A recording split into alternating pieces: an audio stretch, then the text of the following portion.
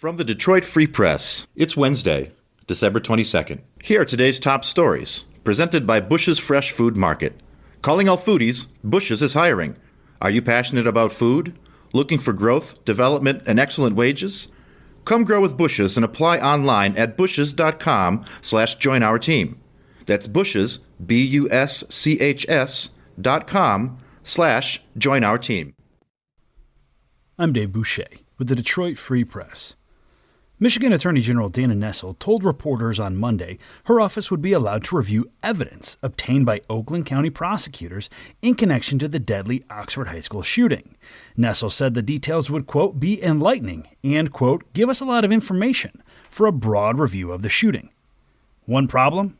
All of this was news to Oakland County prosecutors. In a statement, Oakland County Chief Assistant Prosecuting Attorney David W. Williams said no one had asked to share findings or documents. The local attorneys remain focused on prosecuting the student accused of murdering 4 peers and his parents, Williams said. A Nessel spokeswoman later backtracked on the Attorney General's comments, saying, quote, we do not expect to receive materials from the ongoing criminal prosecution at this time.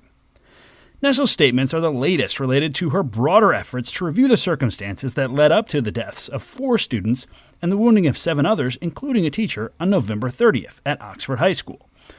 While she's promised a review that she hopes will recommend possible changes to policy and law, so far organizations closest to the tragedy are not giving her the access she might like. The Attorney General's office previously told Oxford school leaders it could conduct an independent review of the shooting. However, the district declined the offer, instead opting for a private security firm. For now, that means Nessel and members of her office plan to meet with students and teachers who survived the shooting. They'll also meet with state education officials, including State Superintendent Michael Rice, and others, as well to more broadly discuss best practices in terms of preparing for any future possible or actual school shootings. Nessel's office is also putting together a video to drive home the serious repercussions students will face if they suggest school violence, prompted by a series of copycat threats all over the state arising after the Oxford shooting. I'm Frank Witzel with the Detroit Free Press. Dreaming of a white Christmas? Well, the National Weather Service meteorologist Steve Freitag has 2 words to say about that. Not happening. At least not in Metro Detroit. We might get a wet Christmas Eve, he said, and perhaps late Saturday, a few wet flakes. But, he added, that's just too little too late. Historically, Freitag said, we've had about a 50-50 chance of snow-covered treetops. To be official, about an inch of snow was considered a white Christmas. And last year, by that measure, was one. But this year, you will have to settle with merry and bright, but not white. I'm Kirkland Crawford with the Free Press Sports Department, and tragic news from the Detroit Tigers. First base coach Kimera Bartee, who played 4 of his 6 major league seasons with the Tigers, died on Monday at the age of 49. While visiting his father in Omaha, Nebraska, Bartee seemingly collapsed without much warning or known illness.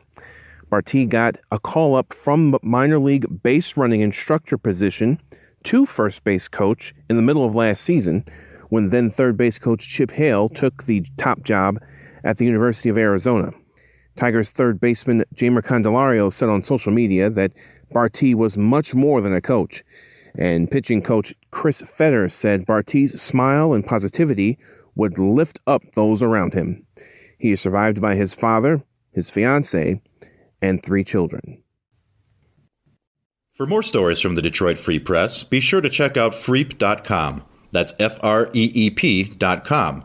If you're a fan and want to support our quality local journalism and subscribe, go to freep.com/special offer.